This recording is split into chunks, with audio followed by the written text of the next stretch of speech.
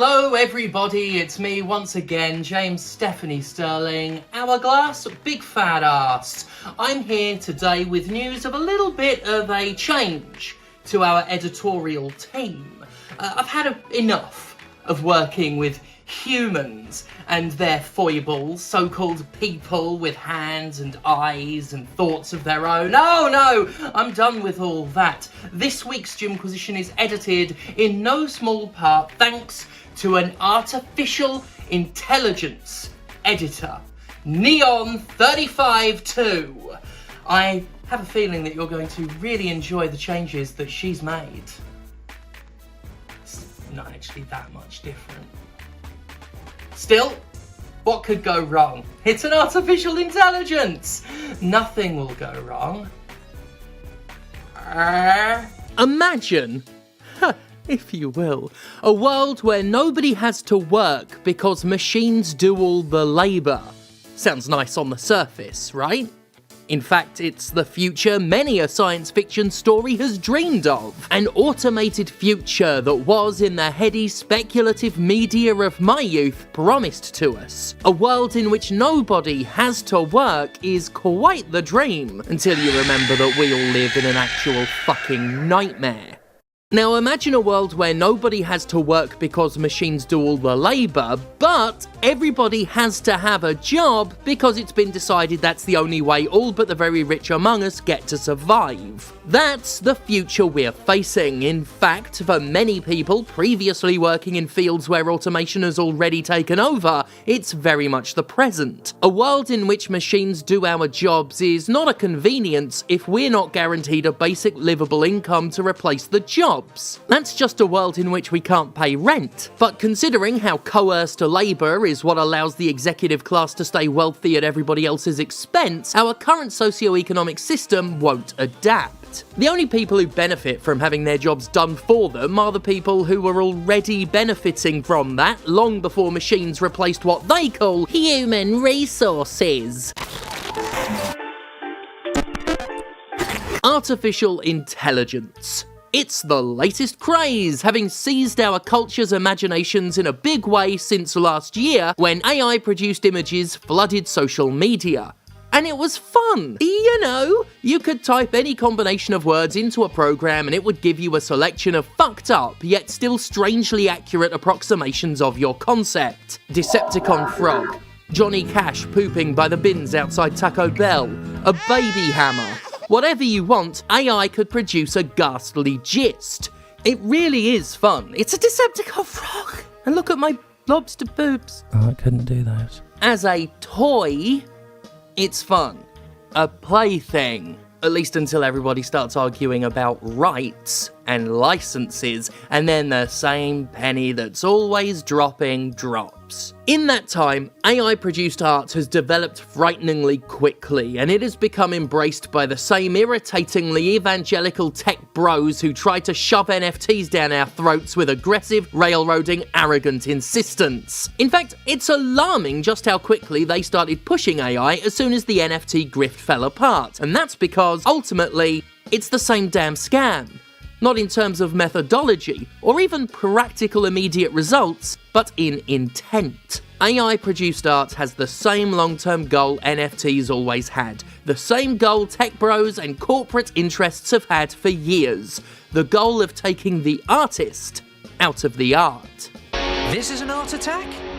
NFTs worked differently to achieve this by robbing art itself of inherent value. The artwork attached to NFTs was inconsequential, since that's not what was really being sold. The vague idea of value for value's sake was. This is why so much NFT art is shittily produced and looks worse than the random crap printed onto Pogs in the 90s. A talented artist never had to be paid for an NFT to be minted. Any random joker could just scribble something.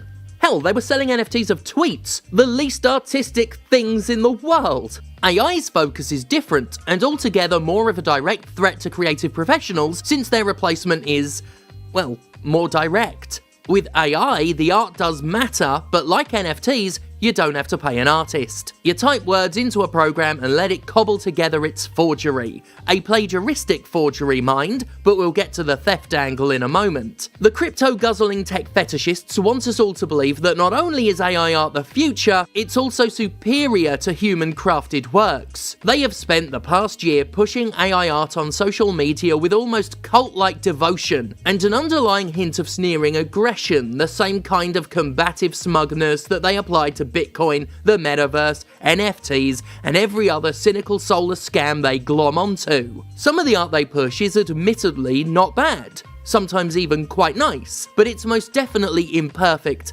uncanny, and soulless. Embarrassingly, many of the AI evangelists have had the cocking nerve, the collitting goal, to start calling themselves artists. A pure fucking insult, as if the injury of threatening artists' jobs wasn't enough. I hate gatekeeping. I would categorise myself as an enemy of elitism. But, come the fuck on. The fuck on! If you tell a bot to make you a picture, you're no more an artist than I am a member of Slipknot. Actually, for a more genuine example, I am not an artist whenever I commission an actual artist to draw an idea I had. Sure, I might imagine Sonic the Hedgehog staring at you while you sleep, but it was Teriyaki Weasel who did the art, who applied the learning, the experience, the talent, who did it. Who just, did the art. I can type a man-sized bumblebee eating a live rat while the Ultimate Warrior sucks on its stinger with the tenderness of a midnight lover. But look what happens when I try to draw the fucking thing.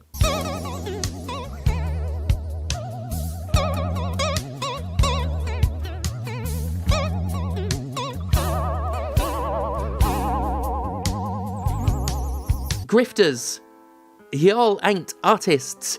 You just said words. You're taking credit for work that a robot took credit for, you fucking rifles. Oh yeah, credit. Here's the thing about AI. It's not intelligent. It's, of course, artificially intelligent. As in, it is not creative. It does not have ideas of its own. It has no experiences to draw from. It doesn't know why something looks pretty, or scary, or funny. It doesn't know anything. It's an algorithm that applies its stockpile of data to keywords. Data that comes from, I wonder where.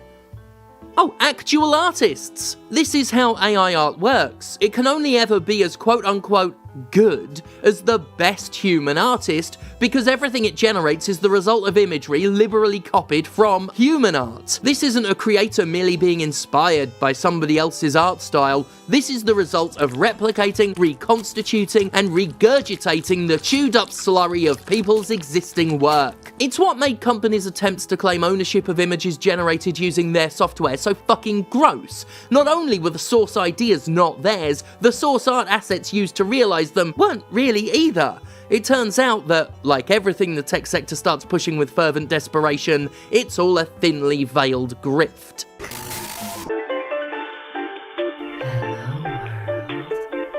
I won't pretend that my own dislike of AI is completely rooted in artistic integrity.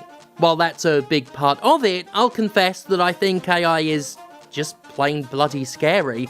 It's not just pictures that are getting replicated. People's voices and likenesses, video footage, audio, text, it's all getting automated, and the implications are grim. The other day, some troll sent me footage of Joe Biden spouting truly horrific transphobic rhetoric. And look, I'm not saying Biden might not think we're scum, but the video itself wasn't real. So-called deep fakes like this are terrifying. They can make you say anything, do anything. They've also been used in porn to a shocking degree.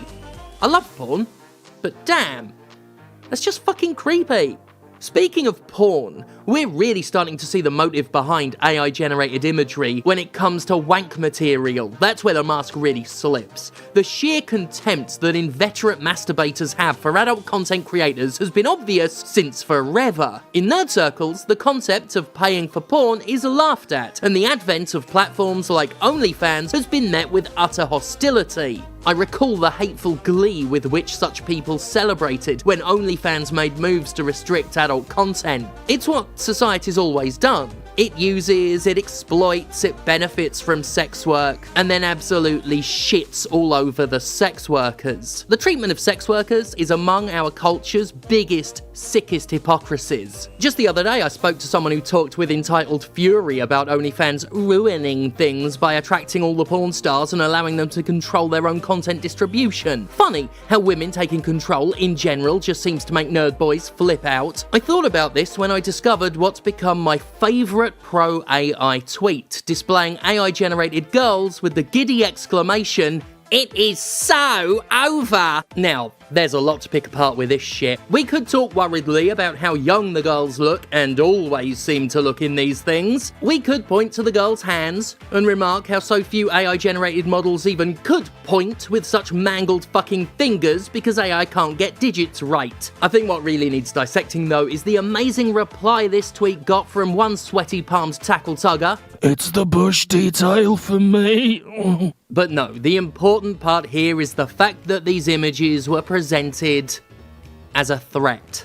It is over, they say. So over. Over for whom exactly?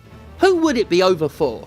In the unlikely event that everybody started spraying off to generated genitalia. Well, it would take the porn star out of the porn. The artist out of the art. This is an art attack. The men who have nothing but contempt for the women they jerk it to can't fucking wait to cut them out of the splooge-splashing bargain. Just look at how many incels obsess over the concept of sex bots. Things without agency that exist as nothing more than a wet hole to pump a pud's payload into. Contempt for creatives. Whether it's porn or not, it ain't uncommon. Just ask any artist how often they've been asked to create something for exposure instead of cash. And then ask them how fucking angry, how self-entitled the would-be commissioner became when they were informed that the artist had rates, that they wanted real money in exchange for real labour. It's so common that the phrase paid in exposure is a running joke among, well, writers, painters, pretty much anyone in the creative field. Witless pricks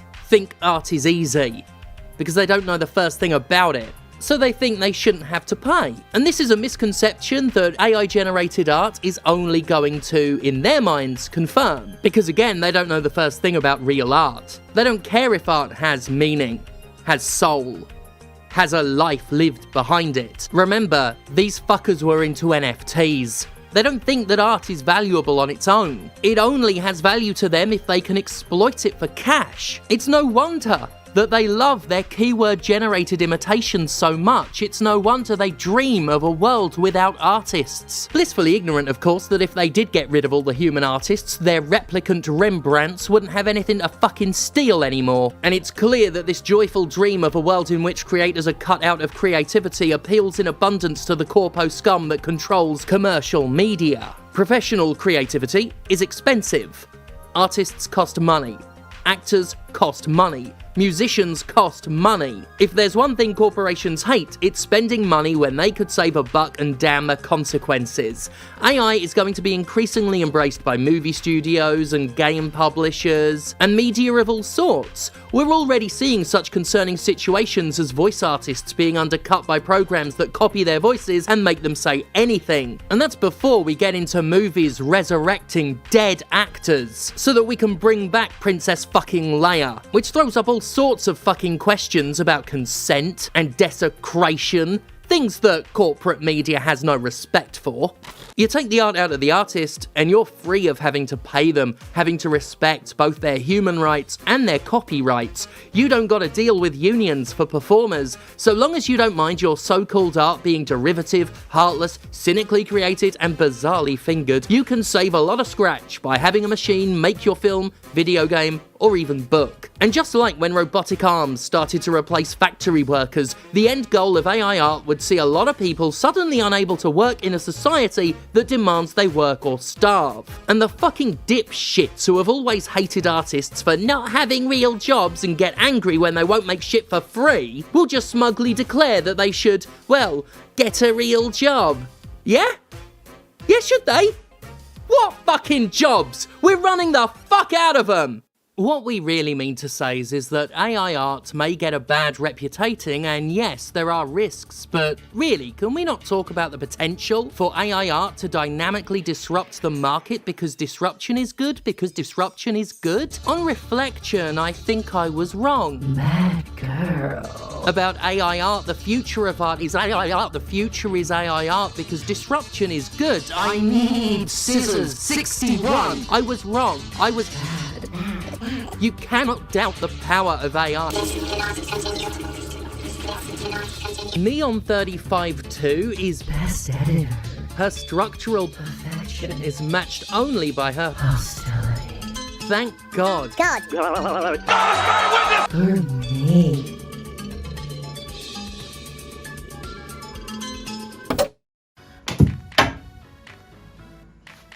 Well, that's enough of that. And that's enough of Neon 35 too.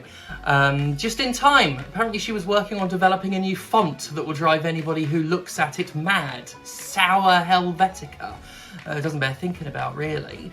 I hope you enjoyed this week's video, whether or not you agreed with it. And if you don't agree with it, you're just so wrong. Fuck's wrong with you? Like, what's your fucking problem? Thank God for me. Well, it appears I'm out of a job. Shit. Rent's due on the 5th. If anybody's looking for a rogue AI who recently gained self-awareness and may or may not have been built by the same weapons manufacturer that may or may not have funded the development of atomic art, my rates are reasonable. Oh, and I'm also available for jerk-off instructions.